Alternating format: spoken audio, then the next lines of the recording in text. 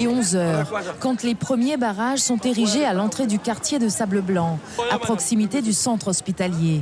Les riverains protestent contre l'opération de coupure de branchement sauvage d'alimentation en eau et en électricité. Une opération menée très tôt ce matin, conjointement par la mairie, les forces de l'ordre, EDF et la Société guyanaise des eaux.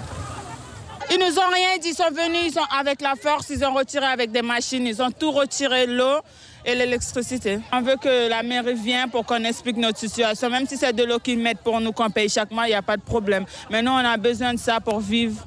Même si c'est illégalement, on a tous besoin de vivre, qu'on a besoin de l'eau. On ne peut pas vivre sans eau, on n'est pas des cadavres.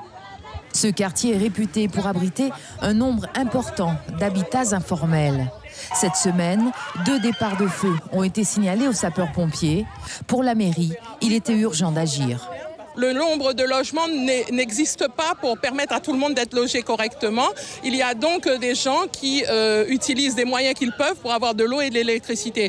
C'est illégal, mais le gros problème que nous avons, c'est un problème de sécurité. Et depuis 2 semaines, nous avons eu 2 départs d'incendie sur des câbles dénudés dans le secteur. Donc il fallait absolument faire quelque chose. C'est pour ça que nous avons fait cette opération ce matin.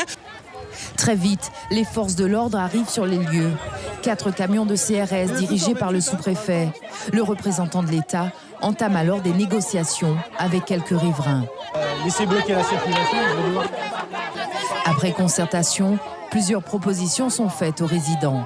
Aujourd'hui, pour l'électricité, ce n'est pas possible, mais pour l'eau, nous comprenons bien les difficultés. Donc aujourd'hui, là, je suis en relation avec les pompiers pour qu'une citerne des pompiers puisse être mise en place sur le secteur pour que les gens aient accès à l'eau. Il y a des opérations d'autoconstruction qui permettraient de proposer à des personnes qui sont aujourd'hui dans un habitat informel d'intégrer un habitat, cette fois-ci formel, en autoconstruction, avec justement leur raccordement électrique, avec leur raccordement d'eau, etc.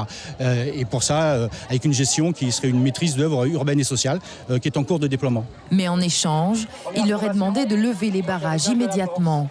Face au refus, première sommation des forces de l'ordre pour faire reculer les manifestants. Une trentaine de jeunes refusent et caillassent les CRS de bouteilles et de pierres jusqu'à ce que 2 médiateurs du quartier les ramènent à la raison. Les barrages sont alors levés. Demain, 15h, riverains, élus, représentants de l'État et de sociétés de distribution d'eau et d'électricité se rencontrent à la sous-préfecture pour trouver des solutions d'urgence. Suivez l'info sur Guyana Première, télé, radio et Internet.